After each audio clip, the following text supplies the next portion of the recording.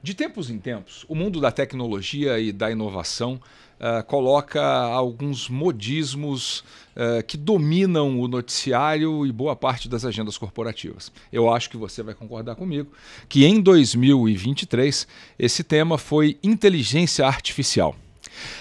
A grande diferença é que, muito provavelmente, pela primeira vez nas últimas 2 décadas, talvez, a gente tem uma moda que vai seguramente se tornar muito mais do que apenas o tema comentado no cotidiano das pessoas.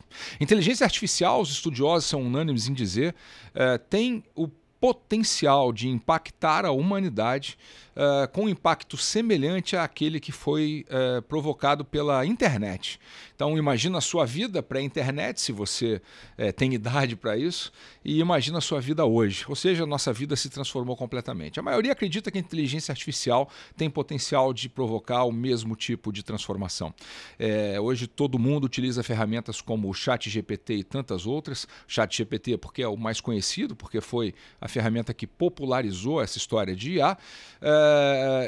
E isso, não dá para negar, virou algo que todo mundo tem que usar, é uma complementação da capacidade humana e a gente não pode abrir mão disso. Mas nosso propósito aqui não é só falar de inteligência artificial, mas de como é que isso impacta o setor de cibersegurança. Como é que isso potencializa as ameaças? Como é que isso, de alguma maneira, pode nos ajudar a nos proteger melhor? A IA generativa vai, afinal de contas, provocar esse impacto todo e vai ser útil como a gente acredita que ela vai ser? É sobre isso que nós vamos falar hoje no Safe Talks. Safe Talks, o podcast feito por e para quem respira segurança da informação.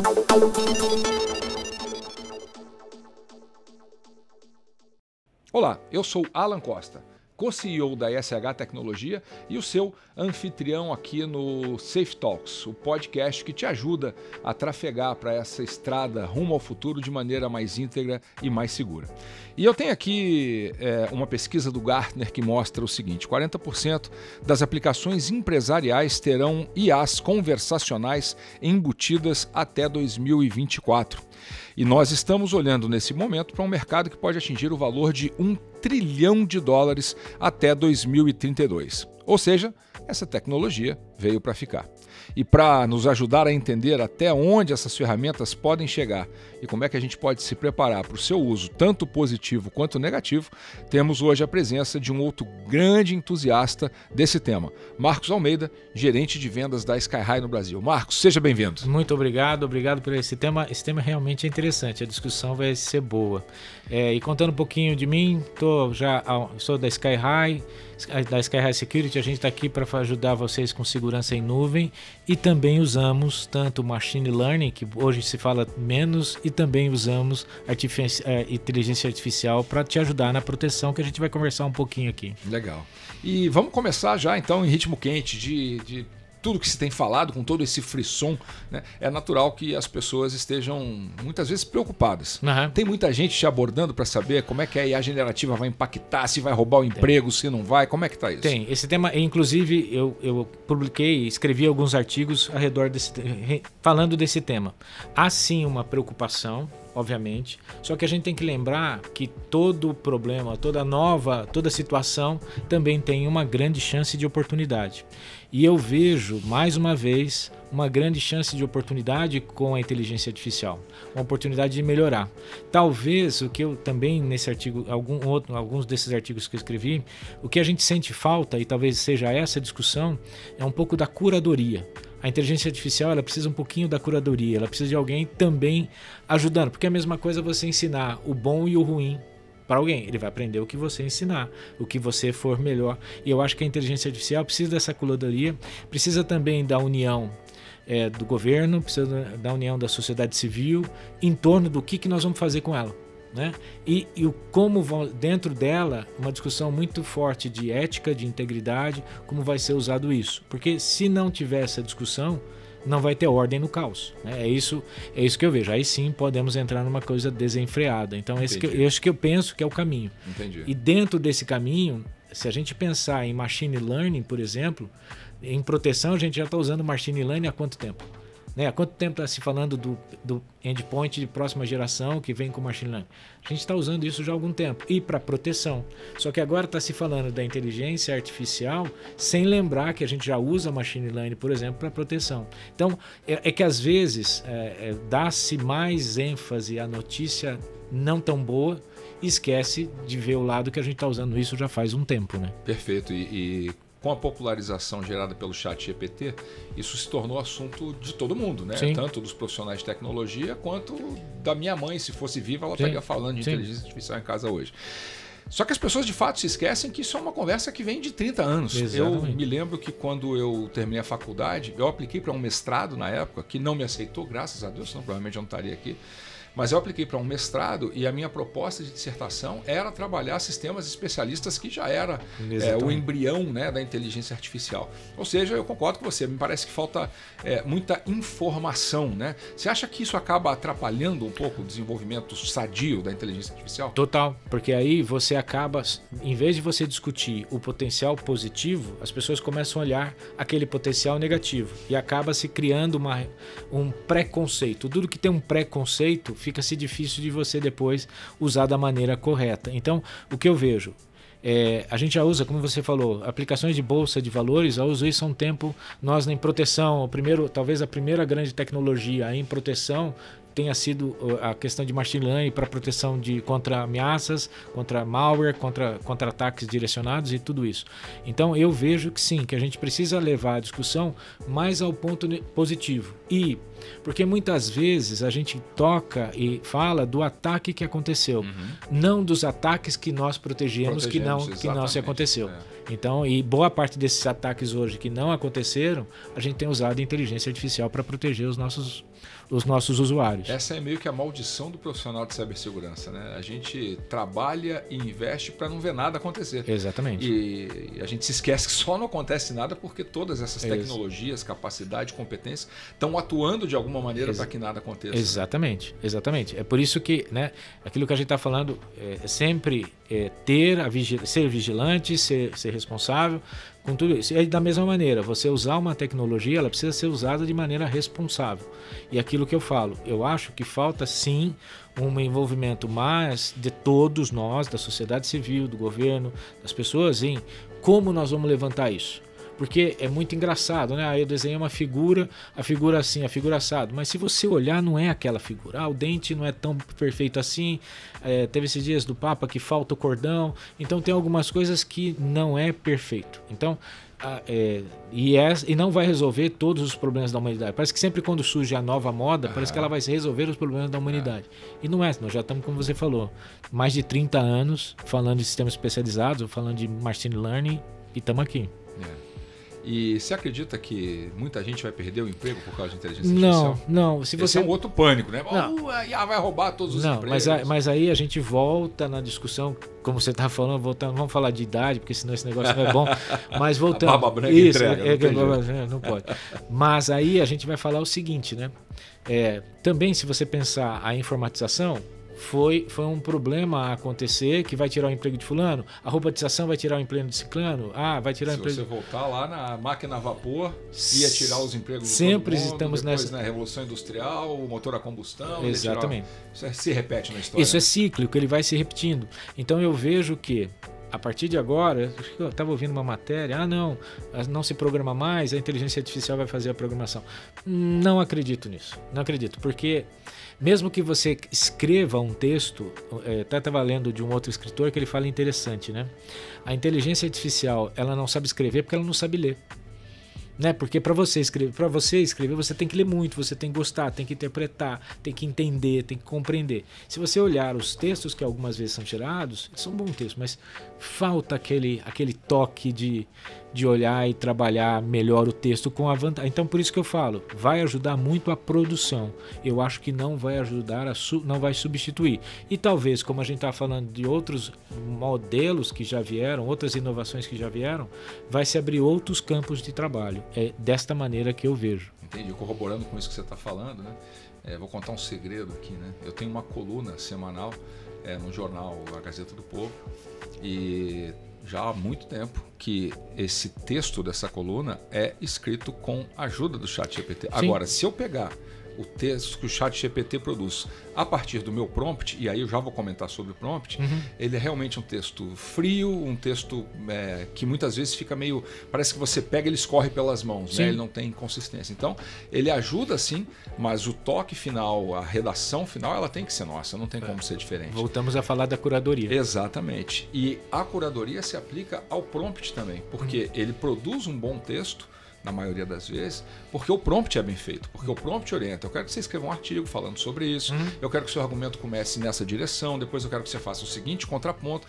e eu quero que você conclua dizendo que para lidar melhor com isso, você precisa fazer A, B e C. E aí ele organiza isso, na verdade. A ideia é sua, mas ele tem capacidade de colocar isso num texto estruturado de maneira muito mais rápida que a gente tem, o que acaba nos poupando tempo, né? E aí essa curadoria e eu acredito até, e eu estou corroborando também o teu raciocínio, né?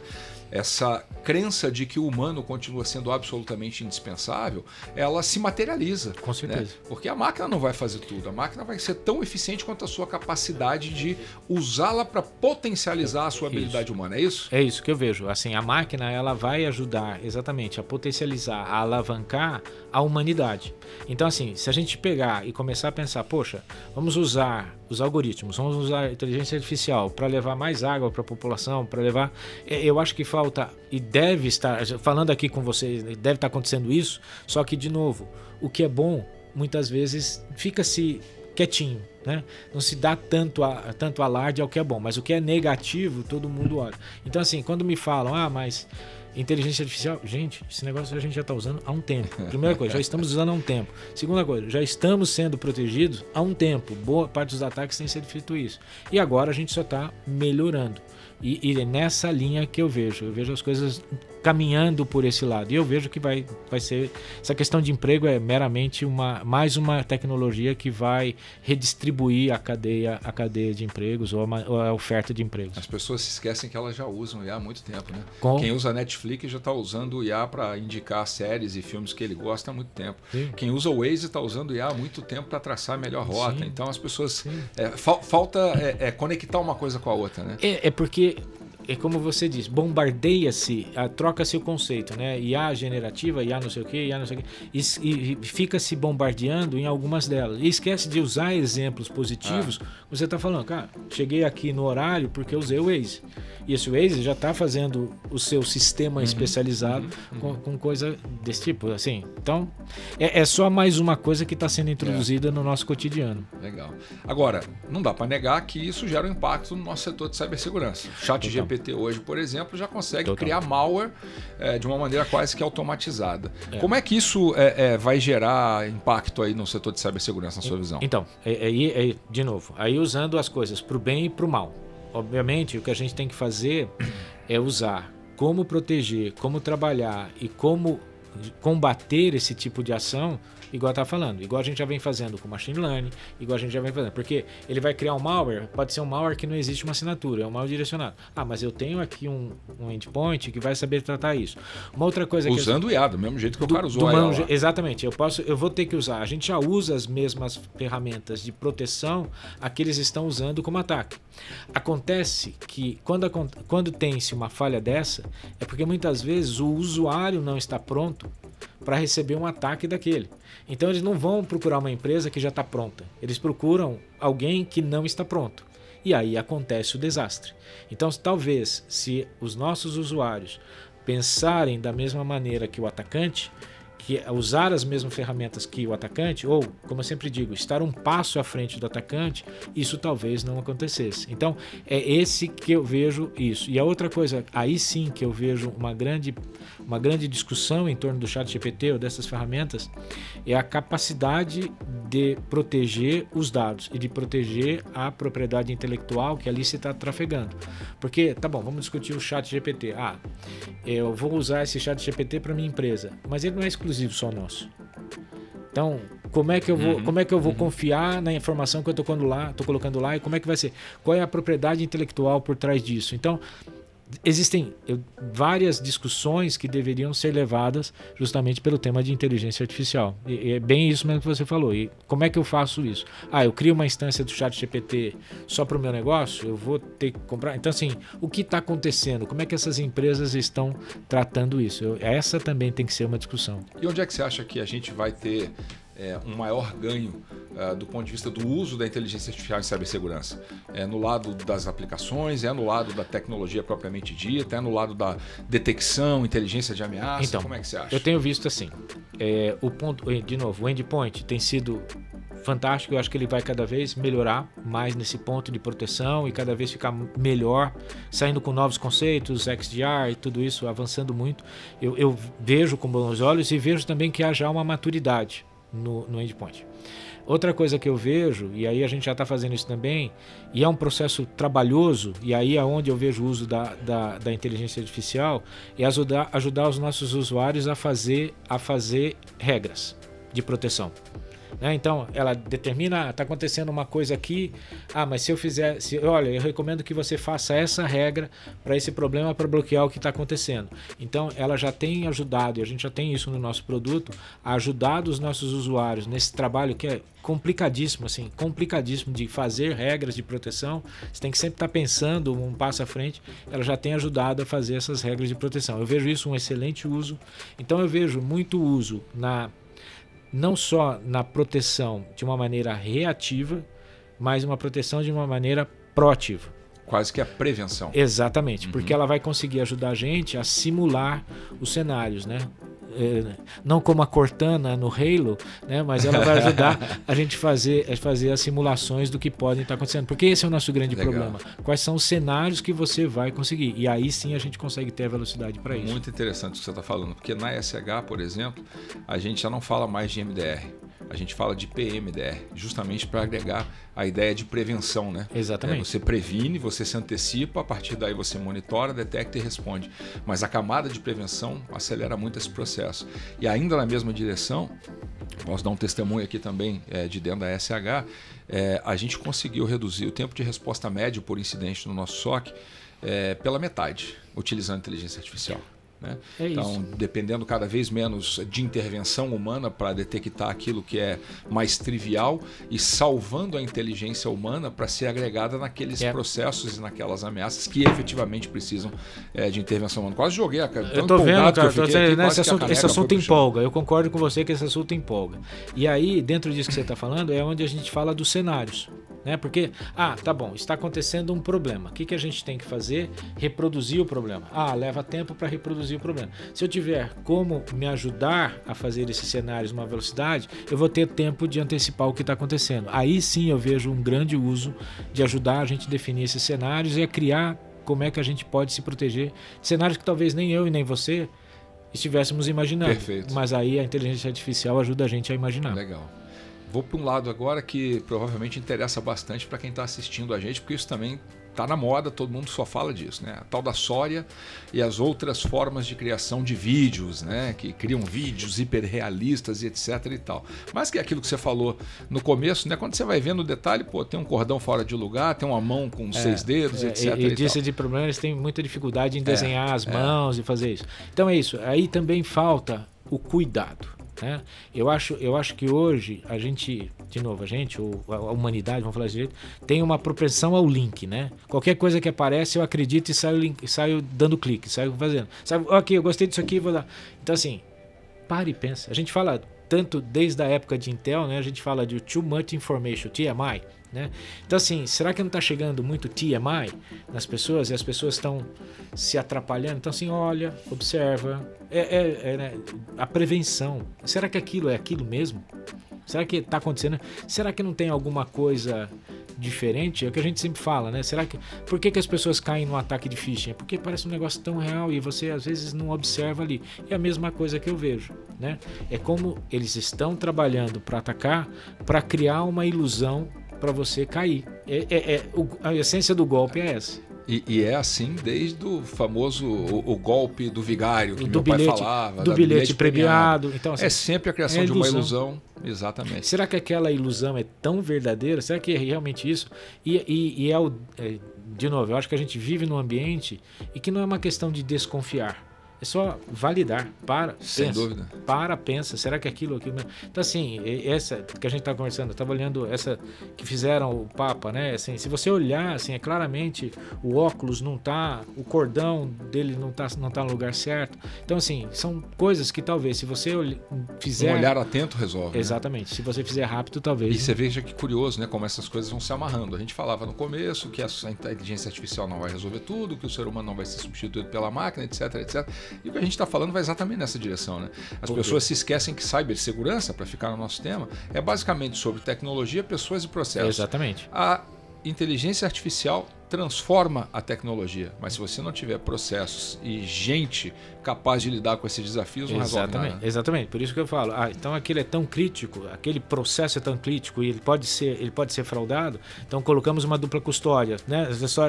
Cria-se mecanismos para isso. Então, aí é onde voltamos ao uso no combate da inteligência artificial. Ela pode nos ajudar a pensar nisso, mas eu não vejo em nenhum momento essa substituição, porque tem certas coisas que é a sua experiência, que é a sua maneira de olhar, a sua maneira de discernir, sua sensibilidade, sua sensibilidade. Então, assim, eu já vi o Papa algumas vezes, mas será que esse Papa aqui não está muito brilhoso, não está muito estranho, não está muito perfeito?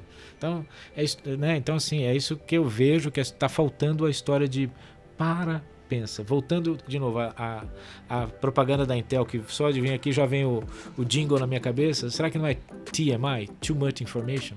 Se as pessoas estão contaminadas com isso, também não estão observando e parando e pensando. Sabe que eu falo muito disso, né? Eu acho que a gente vive numa época de hiperestímulo, pela quantidade de estímulos que a gente tem todos os dias, dos dispositivos eletrônicos, celulares, etc. E isso faz com que a gente tenha um overload de informação que, na verdade, se transforma em ruído. Né? Exatamente. Então, talvez uma das grandes habilidades desses novos tempos seja a capacidade de discernimento, uma palavra que você usou, para justamente discernir, né, aquilo que merece a tua atenção e aquilo que é ruído e que você tem que deixar de fora. Deixa de fora. O pessoal criou uma expressão que é o tal do FOMO, Fear of Missing Out, que é aquela paranoia, eu estou perdendo alguma coisa, eu tenho que estar conectado, nós estamos aqui gravando, eu estou sem o celular. Daqui a pouco começa a me dar coceira, rapaz, será que eu estou perdendo alguma coisa? Está acontecendo alguma coisa no celular? Chegou alguma mensagem e tal? A gente tem que diminuir talvez um pouco essa ansiedade, né? Depois, se eu errar o nome da palavra, que às vezes eu me confundo, aí depois vocês fazem a errata lá. Gerar o ruído é estereotismo, não é? Um negócio assim que você tira o que é ruído e o que te atrapalha. Depois eu até procuro e mando para vocês.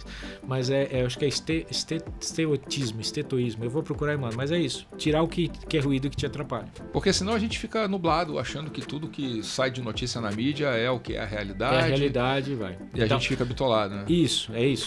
Não te interessa. Não tá no seu dia a dia. Cara, não tá. Então sai fora.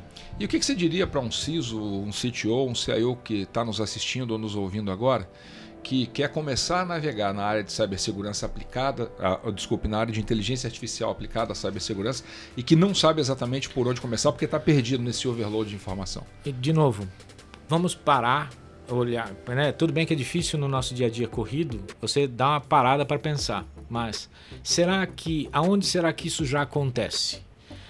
Como é que será que os meus colegas de trabalho estão endereçando isso? Porque tem tanta maneira que a gente está conseguindo endereçar. Tá bom, eu vou dar um exemplo que se fala. Será que aquela aplicação que o meu usuário quer usar, será que ela realmente é um problema? Será que eu não consigo ter formas de controlá-la e dar ao meu usuário? Porque senão você vai dizer, não, esse cara vai usar de alguma outra maneira. Ele vai arrumar um jeito de usar. E aí pode ser que seja um uso que você não controla.